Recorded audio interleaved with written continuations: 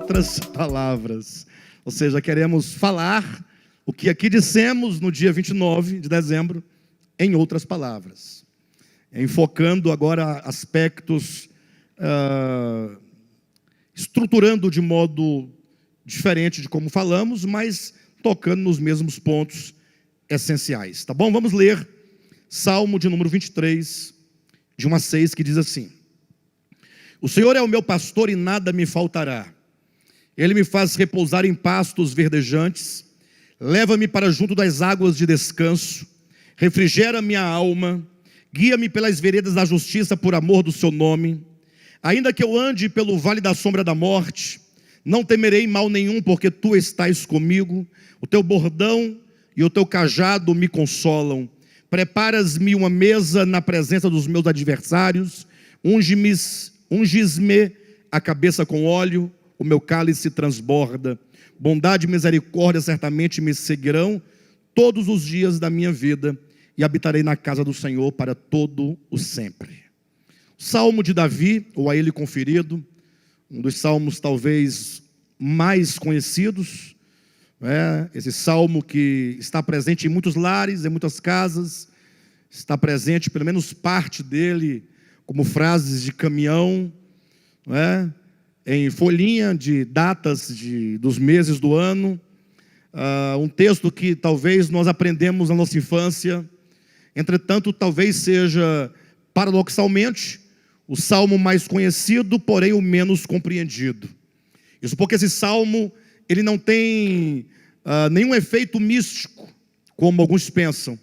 Geralmente se usa esse salmo comumente como se fosse um salmo que trouxesse alguma luz para o ambiente da casa ou do comércio. A pessoa deixa a Bíblia ali aberta, achando que esse salmo trará bons fluidos, será uma proteção contra olho gordo, ou que seja olho grande, contra mal olhado, contra o que mais, pastor José?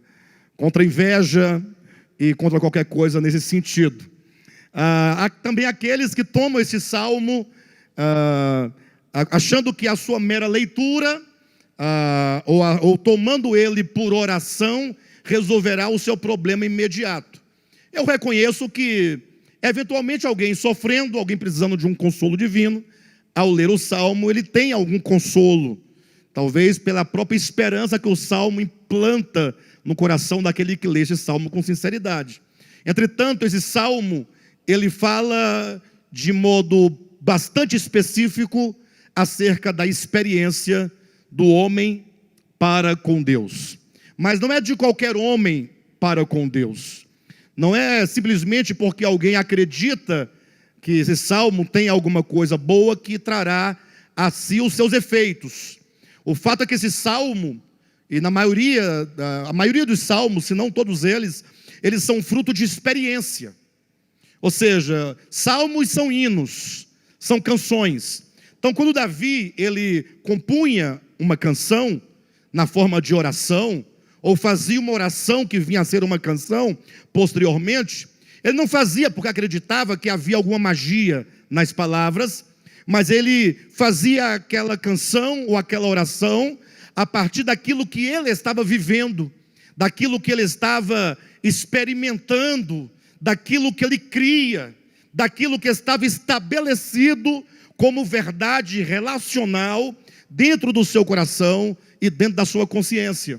De modo que esse salmo de Davi, ele pode se tornar o meu salmo, se porventura eu tiver no meu coração e na minha consciência a mesma convicção e desenvolver o mesmo relacionamento de experiência que Davi, nesse contexto, ele manifestou como sendo um cântico ou uma oração, como a expressão daquilo que ele tinha no coração por verdade em relação a Deus.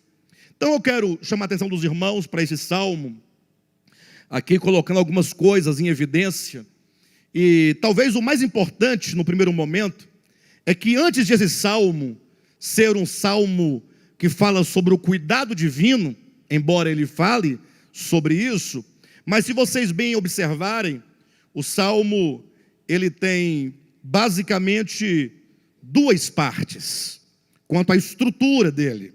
Porque, primeiramente, Davi apresenta Deus como o Senhor é o meu pastor.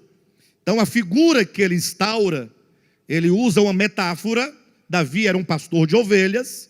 Então, Davi, ele tinha rebanhos de ovelhas, ou ele cuidava dos rebanhos de ovelhas do seu pai. E certamente Davi se sentia responsável pelo rebanho. E as ovelhas, então, conheciam a Davi. E havia, portanto, ali o quê? Um relacionamento entre Davi e as ovelhas, que agora Davi transporta para Deus, enquanto o pastor, e Davi enquanto a ovelha.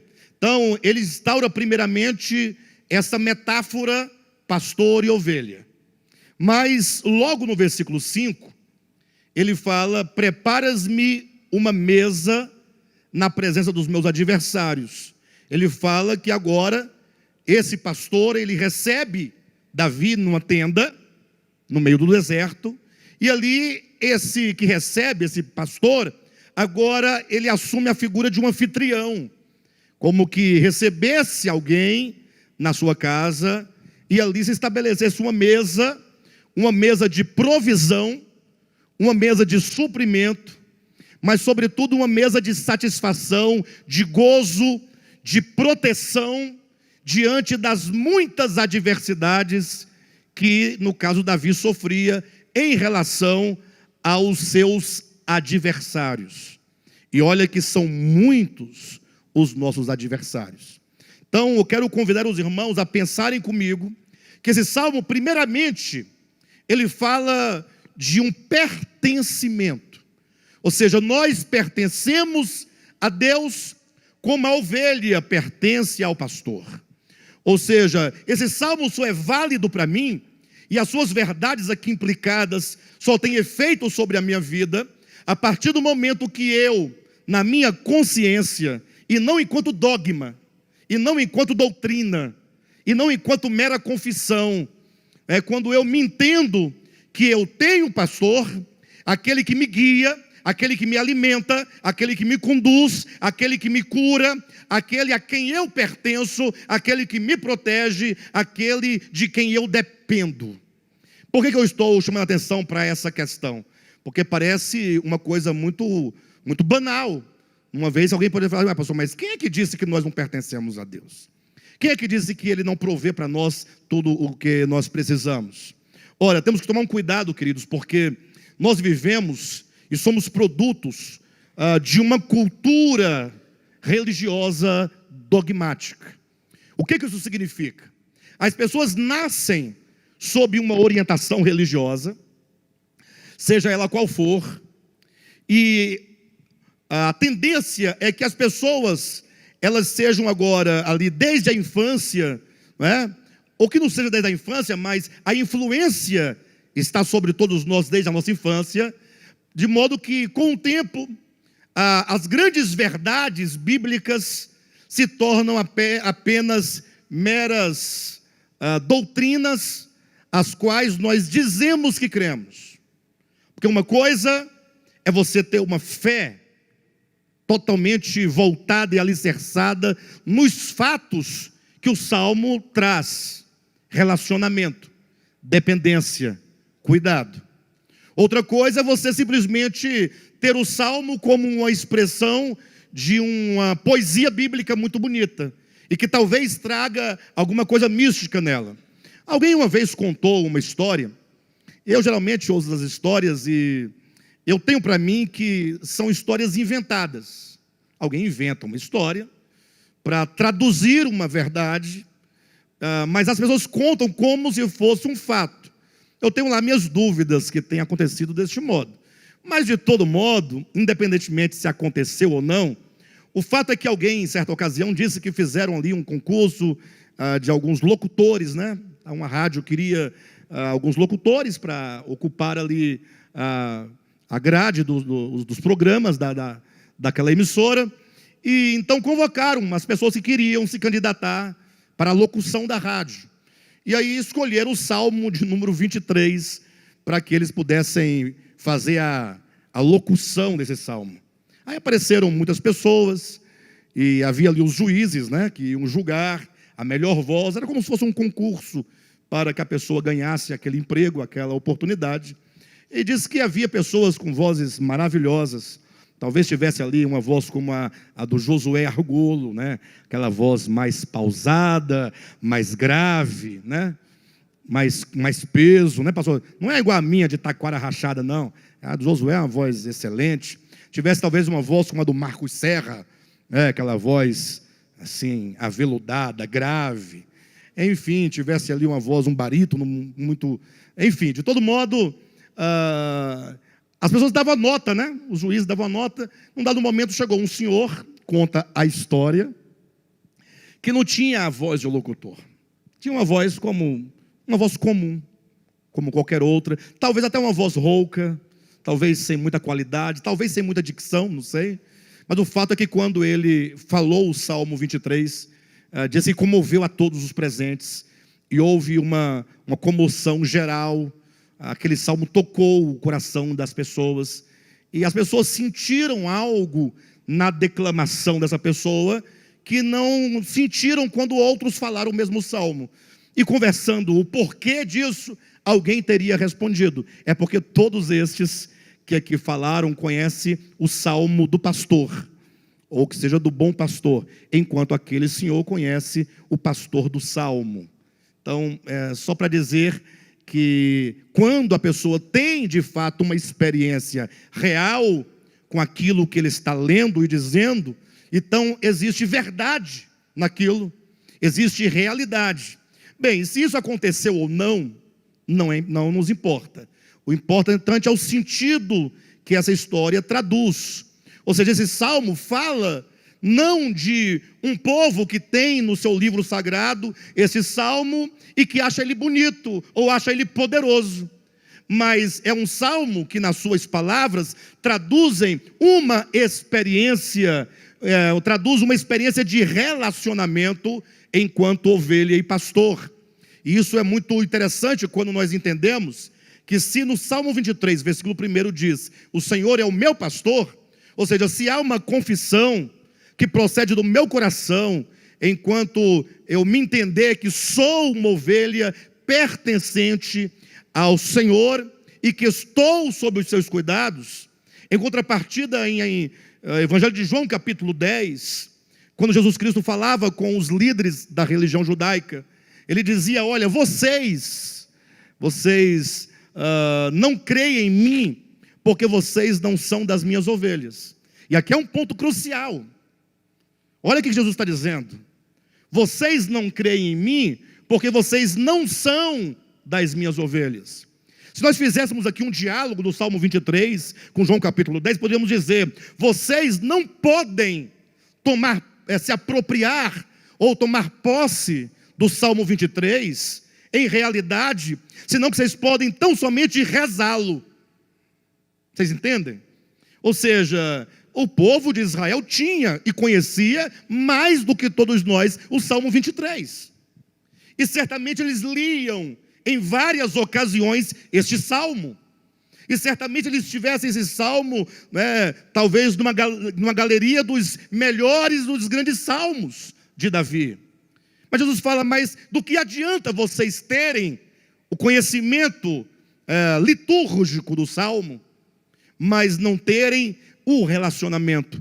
Jesus fala: vocês não creem em mim porque não sois das minhas ovelhas. Interessante é que quando os crentes ouvem essa expressão, vocês não são minhas ovelhas, por isso não creem em mim, qual é a tendência nossa?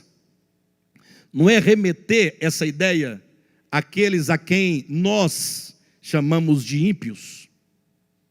Alguém aqui já chamou alguém de ímpio em algum momento da sua vida? O que eu quero colocar é que quando Jesus disse: vós não sois das minhas ovelhas, geralmente costuma-se pensar que essa palavra de Cristo deve ser aplicada a quem? Aos ateus, não creem em mim, os ateus. Ou aqueles que dizem que crer, ou que creem, mas não creem do meu modo, porque sempre o meu modo de crer é a verdade. Você pode colocar 10 religiosos aqui, 10 dirão que tem fé, e nenhum vai dizer a minha fé é errada. Não, a minha fé é a verdadeira. E eles vão discutir, vão debater, e não vão chegar a nenhum lugar, porque cada um acha a sua fé como sendo a fé. E os demais, tudo é apostasia, tudo é pecado. Não é assim? Mas quando Cristo diz essas palavras, Ele não fala nessa perspectiva que nós somos tentados a pensar. Para quem Jesus estava dizendo: vós não sois minhas ovelhas, porque vocês não creem em mim. Ou o contrário, não creem em mim, porque não sois minhas ovelhas. Para quem Ele falou isso? Para os judeus. Mais especificamente, para quem Ele falou? Fariseus e escribas. Quem eram os fariseus e escribas? Hoje, fariseu também chega a nós muito com um tom depreciativo. Se eu falar o José de fariseu, eu estou xingando ele. Não é a ideia? Mas entenda que naquele tempo, você falava assim: o fariseu fulano, fique de pé. Era o mesmo que falava assim: fique de pé o bispo fulano, o apóstolo cicrano, hein? O pastor fulano. Então, quando diz hoje, fique de pé o pastor fulano, o bispo cicrano, ou o apóstolo Beltrano, eu pulei aqui a ordem, as pessoas chegam, ficam de pé assim, e todo mundo ficou olhando assim: olha que trio, o pastor, o bispo e o apóstolo. Então, eram essas categorias de pessoas que naquele tempo recebiam outros nomes, mas tinha essa mesma hierarquia. Eram os líderes, os poderosos, os guias. Então imagine hoje Jesus dizendo: fique de pé, bispo Josué Argolo. Aí fica lá Josué, fica de pé, bispo Alexandre Rodrigues. Fica de pé, Silas Maquetreia.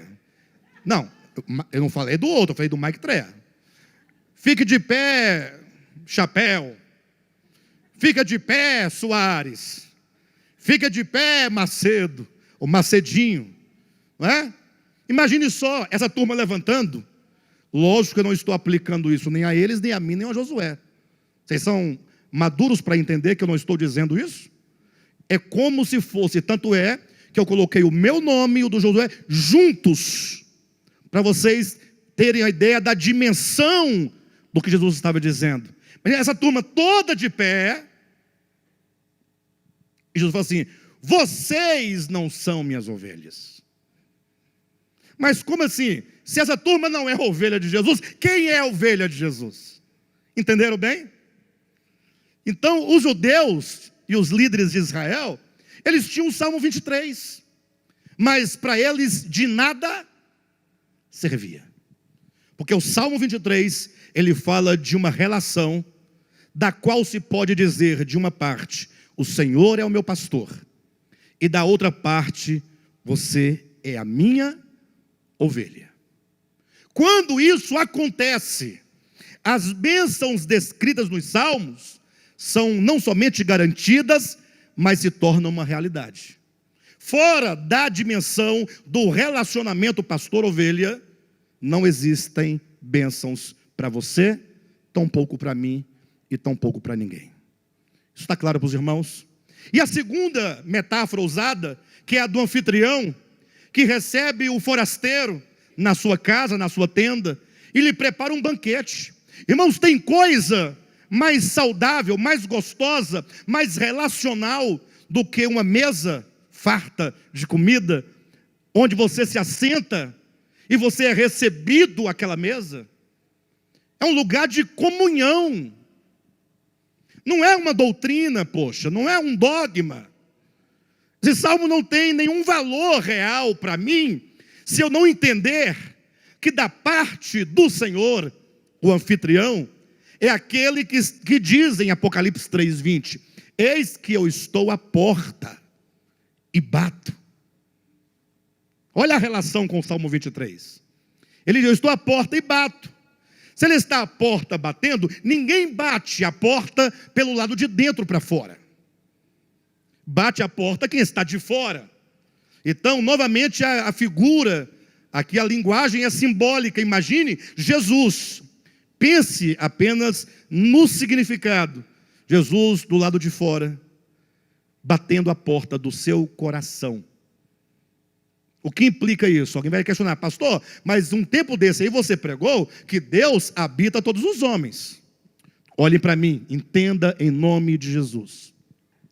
É um fato inquestionável, insofismável. Ninguém pode rebater, ninguém, nem aqueles que não acreditam assim podem rebater, que Deus, Ele está presente imanentemente em toda a criação, por força da suprema verdade que todos confessam, a onipresença de Deus. Se o crente disser que Deus não habita, se Deus não está presente em todas as criaturas, ou se alguém disser que há criaturas nas quais Ele não está presente na sua imanência, essa pessoa está negando a onipresença divina. Mas por que em certo lugar, João capítulo 14, mais precisamente, Jesus fala, eu e o Pai viremos e faremos nele morada? Não seria uma contradição?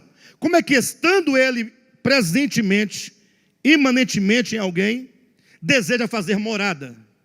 Porque estar presente na sua imanência não é habitar. Porque habitação implica relacionamento. Habitação implica comunhão. Então, o habitar divino só ocorre quando o indivíduo ele ganha consciência da presença imanente. E não somente ganha consciência, mas ele diz para este que está imanentemente nele, o Senhor tem a mim por morada. Porque são milhares e milhares de pessoas que, tendo Deus na sua existência material e mesmo espiritual, mas que sabendo não deseja, não abre o coração. Vocês entendem a diferença ou não? Quando a Bíblia fala sobre habitação, não é mera presença imanente. A presença imanente de Deus está numa pedra, numa formiga, no tatu-bandeira, no tatu-canastra, na girafa. Quem mais, pastor Josué? Fala aqueles nomes lá. No ornitorrinco. Só fala um nome interessante. Está nos homens, numa árvore.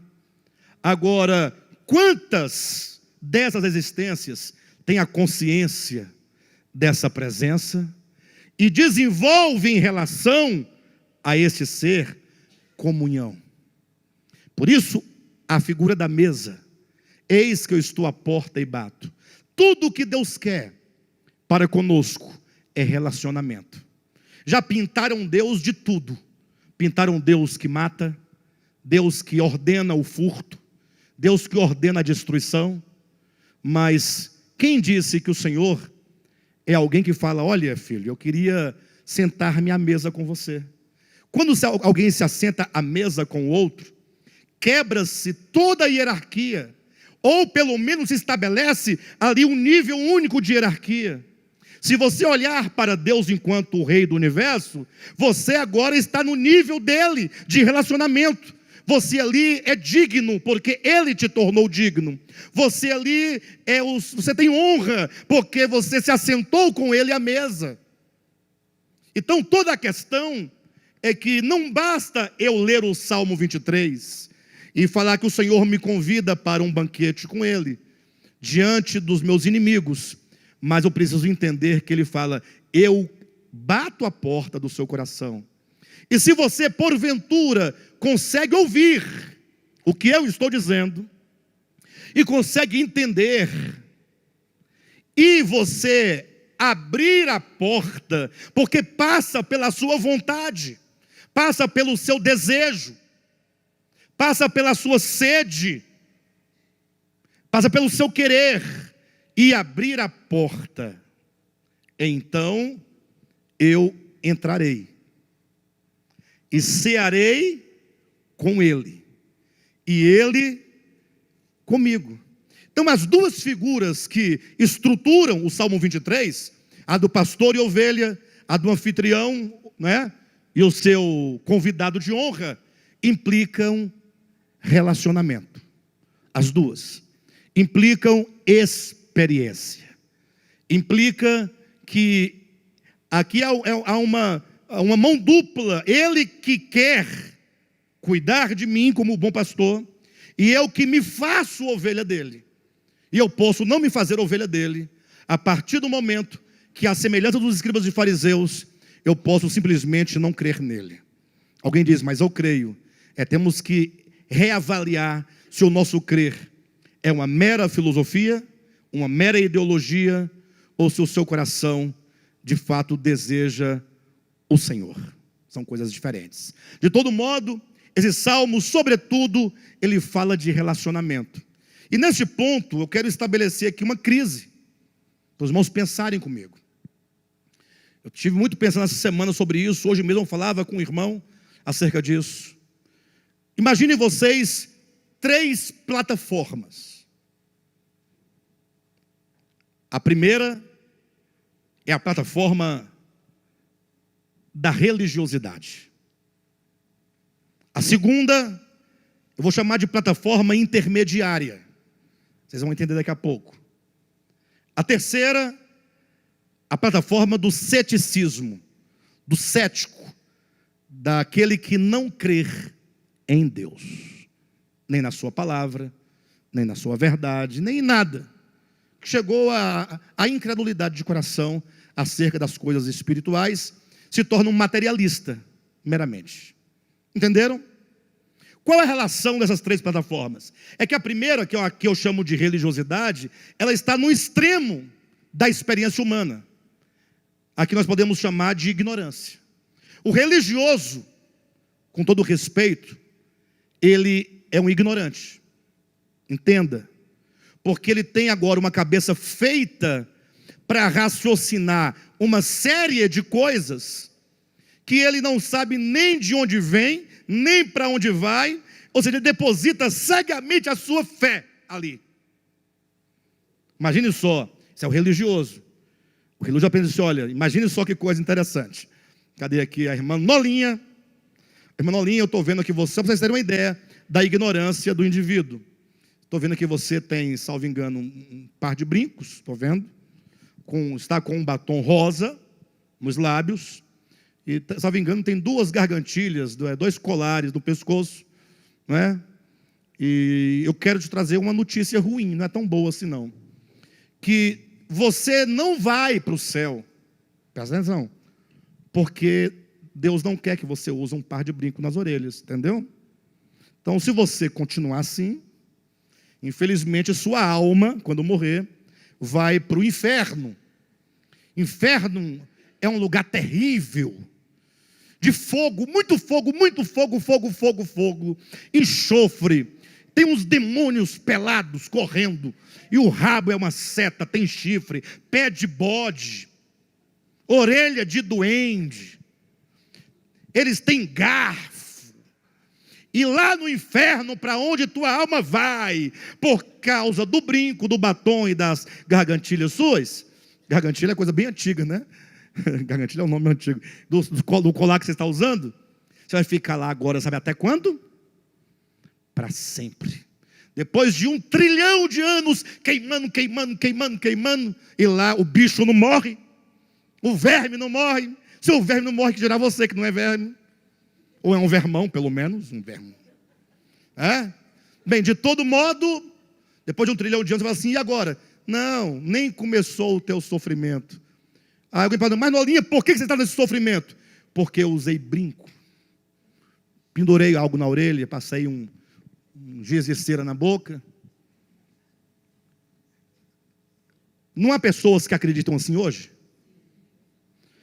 Mas eu pergunto, isso beira a loucura. Alguém pensar que tem um Deus que fará isso por causa de um par de brincos, gente, pelo amor de Deus. Então a religião te leva a crer nas coisas mais absurdas que existem. Você se acha salvo porque usa um véu na cabeça, ou porque você guarda o sábado, ou porque não toma café. Café preto, café do sítio. Quem? Há quem acredite que se você colocar vinagre na salada, você está perdido. Há quem diga que se você, presta atenção, não falar em línguas, você está perdido. Por quê? Porque é a lógica. Você não tem o selo do Espírito Santo. Entendeu? Você não tem o selo. Se não tem o selo, você não é dele. É lógico. Há quem diga que você vai para o inferno, para esse lugar de tormento, porque você não tira todo mês 10% do seu salário. Então, a plataforma da religião é a plataforma da ignorância. Eu diria que a melhor coisa do mundo é ser um religioso ignorante. Você não leva fardo nem culpa, no sentido de nenhuma preocupação. Você tem uma total segurança, embora uma pseudo-garantia, de que tudo está bem, porque você cumpre com aquele manual, embora a sua vida está toda errada, porque você não... Vocês entendem? A pessoa que está aqui, para ela, na cabecinha dela, ela está segura. Eu coloquei esse exemplo que vou desenvolver para falar desse salmo enquanto experiência, falando de experiência. Enquanto estiver aqui, nessa plataforma, você nunca vai encontrar alguém nessa plataforma com nenhuma dificuldade, nenhuma. Como é que está na fé? Maravilha, glória a Deus. Está tudo errado, está cheio de rancor, de ódio, de raiva, de inveja, de inimizade, mas ela não percebe isso, porque ela só olha para o manual. É chegar para um adventista, por exemplo, pode ser assembleiano, pode ser batista, pode ser presbiteriano, pode ser devap, pode ser o que for. Alguém que não compreendeu o que é vida cristã, e que agora, porque ele guarda 3 ou 4 estatutos, que a igreja inventou, ele se sente agora seguro. Estou salvo. Por isso que eles condenam as demais pessoas. Essa é a ignorância. É o extremo negativo. Negativo não é porque o outro é positivo. É o do zero para trás. Perfeito? Entenderam? Mas tem o outro extremo. É o extremo do ceticismo. É o indivíduo que fala assim, não, eu não sou ignorante. Acho que eu vou acreditar que porque a Lolinha usa batom, ela vai para aquele tormento? Lógico que não. Evidentemente que não. É a pessoa que compreendeu, ela estudou filosofia, estudou história, estudou geografia, antropologia, sociologia, direito, e estudou tanta coisa, que agora ela percebeu o que seria positivo, que a religião escraviza mentes ignorantes. Então agora a pessoa se sente o sábio da história, e em razão disso, ele se coloca num lado oposto ao da religiosidade. Aquele é escravo porque não tem conhecimento. Esse, ele pensa que agora ele é o senhor da sua própria história, da sua própria existência, porque ele não deve nada a ninguém, porque ele compreendeu. Agora ele vai negar uma série de verdades ontológicas que jamais poderiam ser negadas se a pessoa se conhecer a si mesma. É o ceticismo. Essa é uma tendência. Hoje em dia você vai ver pessoas no extremo da ignorância ou no extremo do ceticismo. Onde é que você está? Você já saiu da ignorância? Está no ceticismo? Ah, pastor, mas é porque ainda tem a plataforma intermediária. Essa plataforma intermediária seria a plataforma ideal. Pensem comigo. Porque nessa plataforma intermediária é o lugar onde você sai da ignorância, mas você não caiu no ceticismo. Você compreendeu a verdade. E você tem agora, nessa plataforma intermediária, você corre um grande perigo. Quando se conhece a verdade, corre-se um grande perigo. Eu vou dizer uma frase aqui que eu não sei se eu acredito nela ou se eu não acredito. Eu penso que eu não acredito, mas a experiência me prova que deve ser deste modo. Entenderam? A verdade, ela deve ser para todo mundo, mas nem todo mundo está preparado para lidar com a verdade. Nem todo mundo está preparado. Quando alguém se depara com a verdade, ela agora vai ter um momento de crise, porque de duas uma, ou ele vai amar a verdade, se apegar à verdade, conhecer a verdade, e quando isso acontece, se estabelece um relacionamento com a verdade, aí você se fundamenta.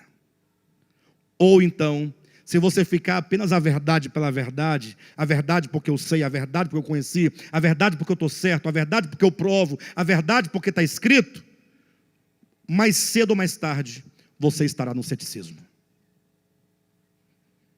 Você não vai aguentar tanto conhecimento sem experiência espiritual.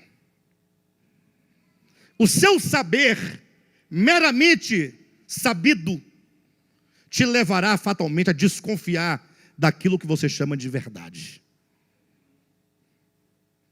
E não são poucos os que saíram do extremo da religiosidade, passaram pela plataforma intermediária do conhecimento e chegaram ao ceticismo.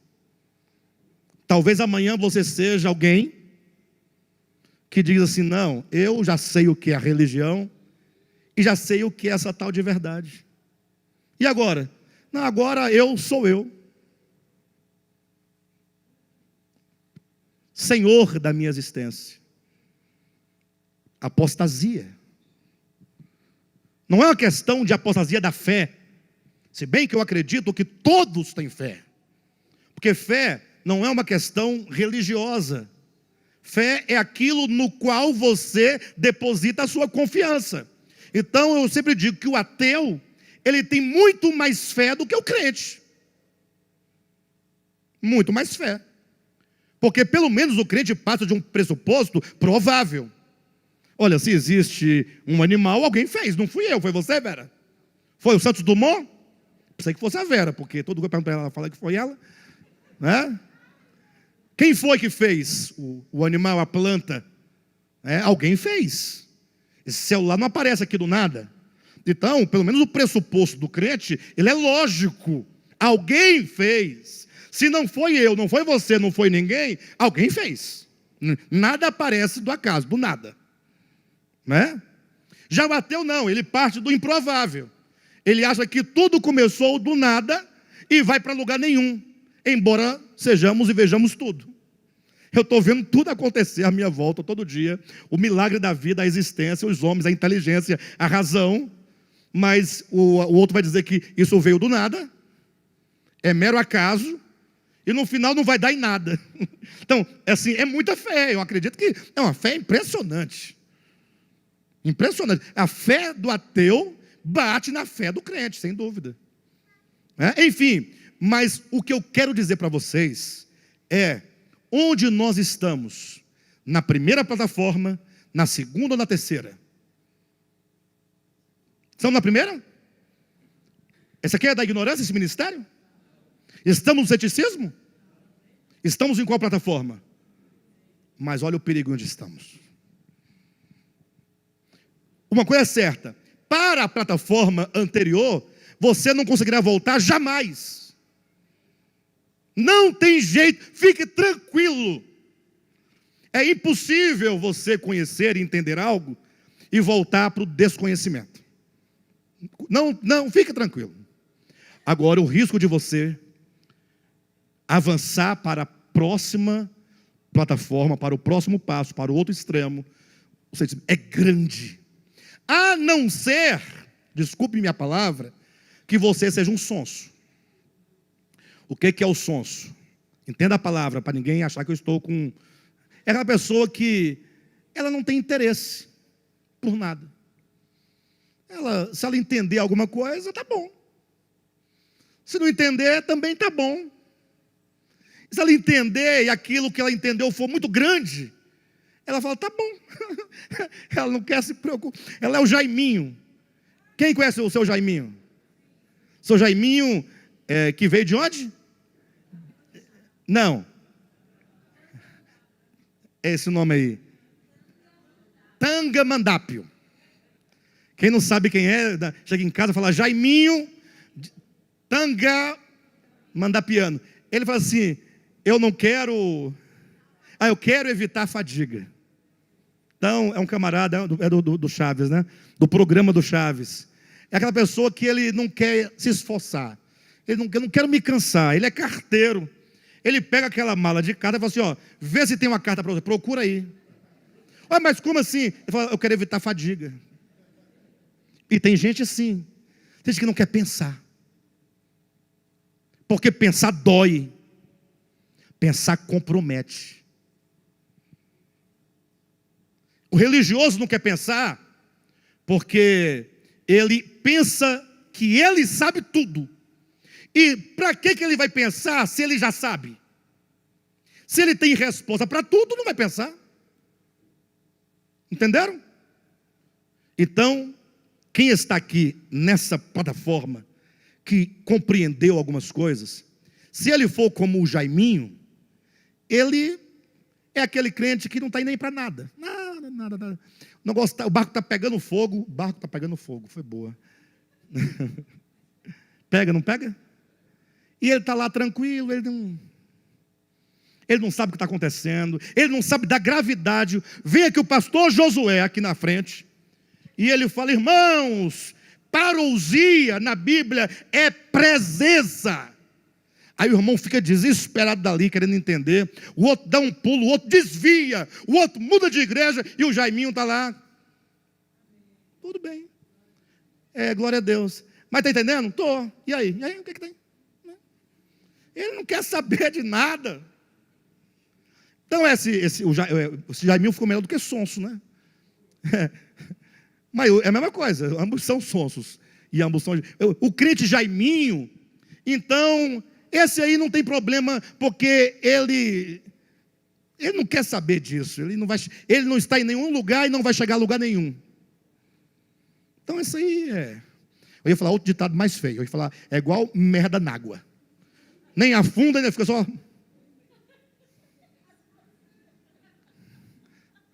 Mas não é, gente? É um ditado que às vezes fala mais do que 1000 palavras. Fica ali, ó. Não vai para lugar. Uma hora está lá na frente, depois está lá atrás. É leve. E vai empurrando, depois volta. Aí ele fica no lugar só, a vida inteira. Não afunda, não sobe, não sai, não faz nada. Fica ali. Tadinho, não vai ir para lugar nenhum. Mas se você está entendendo alguma coisa, aí você vai ter que escolher. Por que não falar assim, espera aí, eu quero experiência.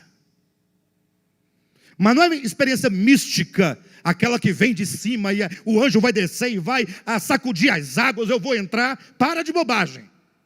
De lá Jesus já veio dizendo, se queres,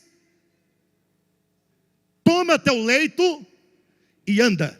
É porque o anjo para com o anjo. Eu estou mandando você se levantar. Eu estou falando do paralítico lá do tanque de Betesda, lembra? Está lá o paralítico, Jesus chega, e aí, companheiro, tudo bem? Ah, bem, coisa nenhuma. Estou aqui há 38 anos, paralítico, esperando a água se mexer, esperando um milagre. Porque diz que o anjo, de tempo em tempo, vem e agita as águas, e diz que o primeiro que entrar fica curado, mas eu estou aqui, e sempre que a água é agitada, eu nunca consigo chegar lá. O que Jesus falou para ele? Segredo. O anjo vai passar amanhã. Mas só você sabe que ele vai vir amanhã 9h14. Então fica esperto para você ser o primeiro, só você sabe. Foi assim que Cristo disse? Jesus falou assim, você quer ser curado? Ah, mas é porque o anjo... Não, você quer ser curado? Ah, porque eu não tenho ninguém... Para, você não está entendendo, poxa. Você quer ser curado? Se você quer, você tem que agir. Se apropriar da verdade, porque a verdade é que liberta o homem. e conhecereis a verdade, e a verdade vos libertará. E essa verdade não é qualquer verdade, é como diz: se pois o Filho vos libertar, verdadeiramente sereis livres. É a verdade ou é o Filho? É o Filho que é a verdade. A verdade não é algo além de Cristo, a verdade é o próprio Cristo, não enquanto religião, não enquanto cristianismo, mas enquanto a expressão daquilo que o Pai é.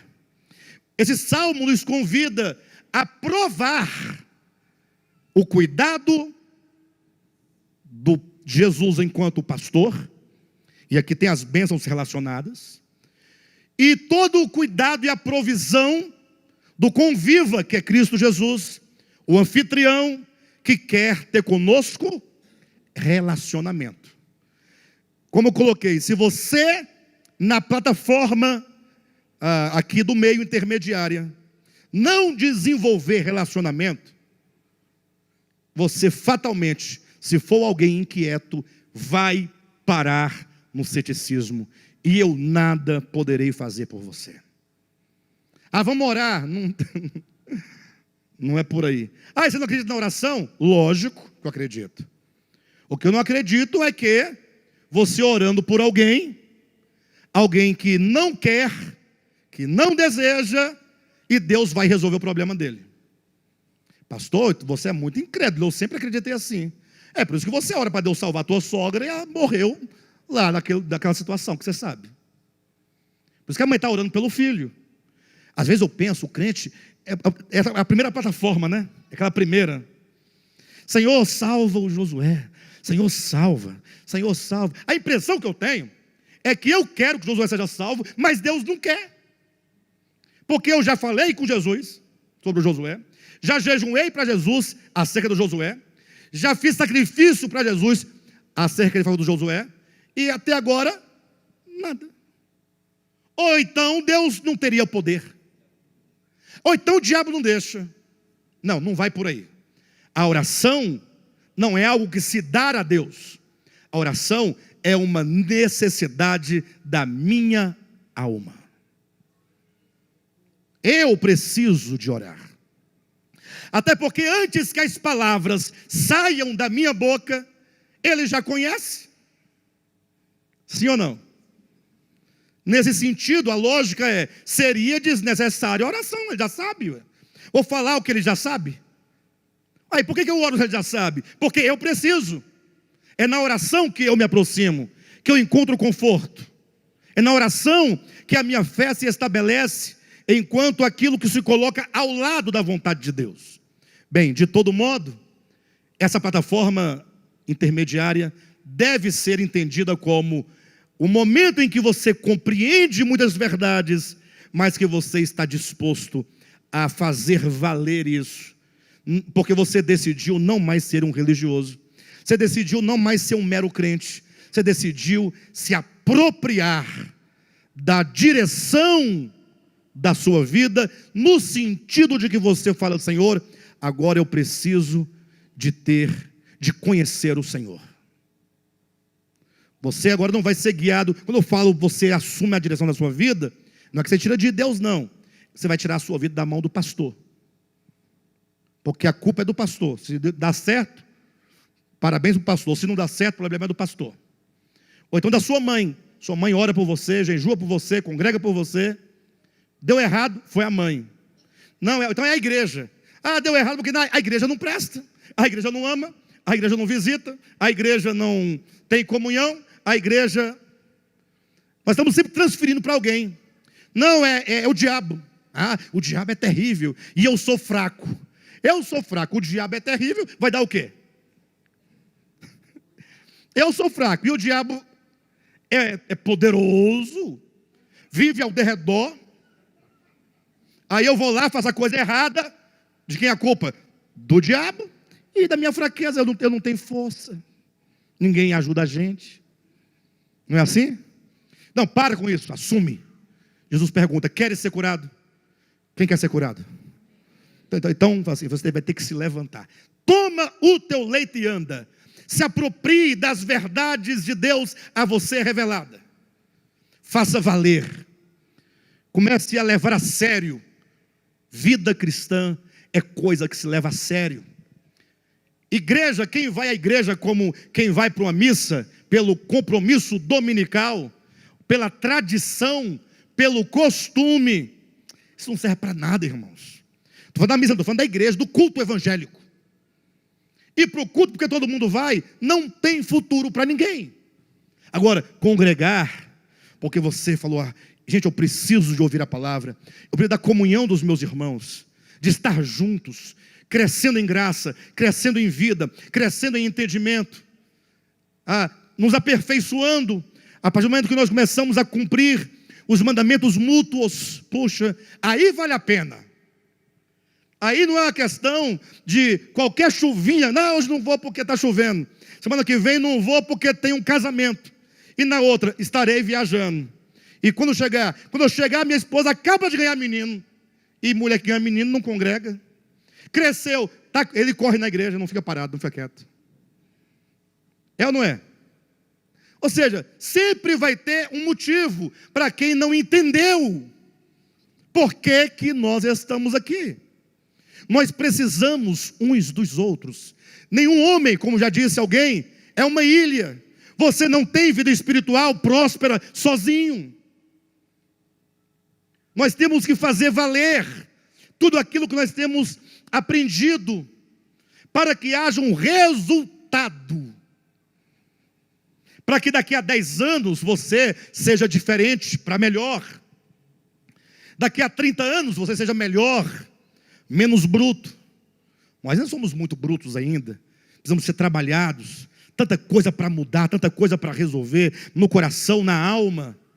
Por que não levar a sério isso? Poxa, será que nós levávamos a sério somente quando estávamos na ignorância? Fazia tudo porque não ia, porque se eu fizer assim vou para o inferno, então não faço. Olha só como é que é a situação. Não, faço assim porque vou para o céu. Parece um animal adestrado, desculpe a colocação. Mas por que o elefante, ele fica dançando em cima daquele tamborim lá no circo? Porque ele vai ganhar um amendoim. Hã? Tadinho. Tadinho, mas é ignorância. Né? Quando você adestra um animal, você tem que colocar sempre o negativo e o positivo. Se fizer atender o comando, positivo. Dá uma rosquinha para ele, uma bolinha de ração, aí ele come, aí ele sabe, se ele obedecer, ele ganha o biscoitinho. E ele sabe, se desobedecer, vem um choque. Não é a Gestalt que fala isso? A teoria Gestalt. Estímulo-resposta tem um nome. Gestalt é da visão, né? Depois a gente vai encontrar esse nome aí. Enquanto não encontra esse nome, nós ficamos... Behaviorismo está aí, falou a Silvia. Behaviorismo. Eu vou abrir o dicionário para você. Logo que acabar a reunião, eu vou abrir o dicionário para você. Tá certo, a irmã tá certa. De todo modo, tem muito crente assim. Quando ele vai desobedecer, aí coloca a imagem do demônio perto dele, com fogo. Não posso. Aí quando você fala para ele obedecer, ele fica resistente. Aí você mostra a mansão celestial, ele, Aí ele fica nesse jogo. Você tem que entender a verdade para que você seja livre. Somente quando você for livre, você poderá dizer: eu sirvo a Deus, porque eu conheço a Deus, porque eu o amo. A pior coisa que existe no mundo, pensa num fardo, desculpe minha palavra, talvez haja alguém, nem volte aqui por causa dessa palavra, mas pensa num fardo desgraçado, é a esposa que lava, passa, cozinha, limpa a casa, sempre achando aquilo tudo muito pesado, mas ela faz porque ela não tem para onde ir, porque ela vive com um camarada que não a ama, que a oprime, E porque ela não teve oportunidade, não tem para onde ir, não tem recurso, não tem trabalho, não tem dinheiro, ela é obrigada a viver aquela vida doméstica, debaixo daquele marmanjo sem futuro, porque não tem opção. Quem já experimentou isso, talvez os novos não sabem o que é isso, mas há 50 anos, 40 anos, há 30 anos, mulheres sofriam, comiam o pão que o diabo amassou com rabo, no casamento, porque não tinha o que fazer da sua vida. Que o diabo amassou com rabo.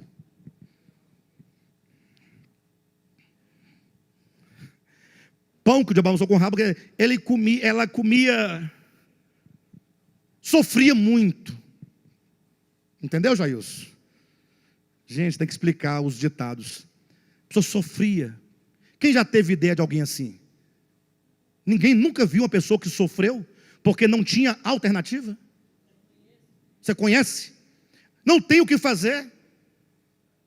É diferente. As mulheres mais modernas não. Elas estudam, têm a oportunidade, acesso ao mercado de trabalho. Tudo isso deixa a pessoa mais livre. O camarada hoje tem que andar direito.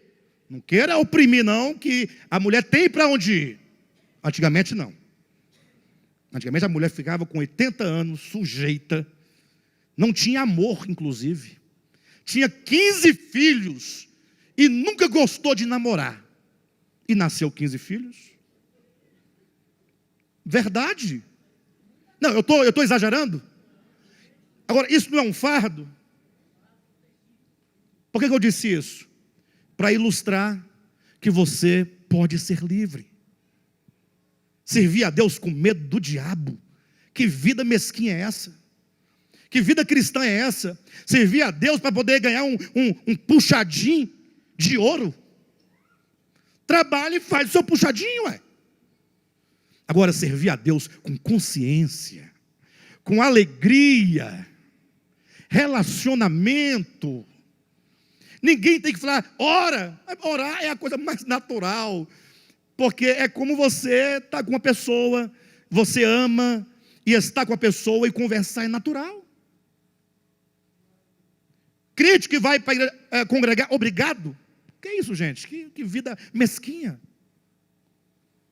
Tudo é muito mesquinho quando os motivos que obrigam não são os verdadeiros. Aí tudo é ruim, aí orar é ruim, congregar é ruim, ler Bíblia. Quem é que lê Bíblia hoje em dia? Tem quem lê Bíblia hoje em dia? Vocês conhecem gente que lê Bíblia hoje em dia? Tem uns que estão aí, né, tentando ler. Mas Bíblia hoje é uma coisa, é um objeto. Na hora de pegar, pega, opa. Depois chega em casa. Nós estamos vivendo num tempo que ou você desenvolve relacionamento com Deus, ou não vai dar certo. E eu não quero ser responsável se não der certo para você. Não quero que você fale assim, o Alexandre me ensinou isso, isso, aquilo, outro. Me abrir os olhos. E eu cheguei nessa situação. Eu quero que você fale assim, o pastor Alexandre, eu falo por mim, Josué fala por ele, né? O fulano me ensinou algo que me ajudou, me fez melhor. Eu quero contribuir nessa medida para o nosso melhoramento. Mais crente no sentido de mais fé, mais comunhão, mais amor, mais bondade. O sofrimento de um ministro de louvor é tentar fazer a igreja se alegrar com um hino. Lembra da brincadeira que eu fiz aqui, tem um mês mais ou menos? Dificuldade. Se eu fosse ministro de louvor, vamos parar. Parei. Para de cantar, para. Ninguém quer cantar. Ninguém quer cantar, não quer. A Vera estava ali e tal, mas só estava a Vera. A Andresa também estava, a Andresa faz parte, então ela contribui para na vez dela o Rodolfo contribuir. Irmãos, me entenda, eu falo assim, é com tanto amor. E aí eu olho para mim, vejo essas características e penso que vocês também podem ter. Aí nós estamos conversando sobre nós. Quem está me entendendo? Agora é o seguinte, aí coloca aí um Lá menor, aí, dá o Lá menor. Como é que é? Doente de amor Procurei remédio. E o povo começa lá atrás. Ai, cadê? Lá vai. Pensa numa alegria desse doente de amor. Uma música sem futuro dessa. Qual que é? E nesta loucura de dizer que... Aí o povo vai à loucura. Por quê? Relacional. Conta parte da sua história. Doente de amor. Já comecei a suar. Procurei remédio na vida noturna. Aí está contando a sua história. Lembra lá do passado? O Edu viu uma para mim. Você já está me reprovando, está lembrando da história dele. Aí você lembra daquele amor que não deu certo, do fora que você levou. Aí aquilo vai envolvendo, você vai animando. E se você tomar cerveja, piora, porque aí aflora o que está dentro.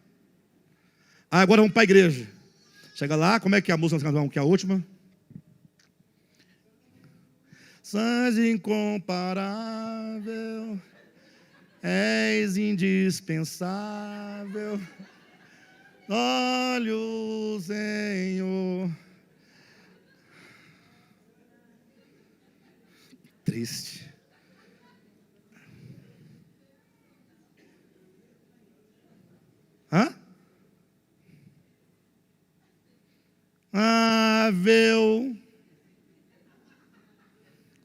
Aí, quem está ali do meio para trás, rapidinho vamos o que fazer, WhatsApp, quer ver? A Jane falando comigo aqui, ó. Aí vai responder, vai curtir a foto.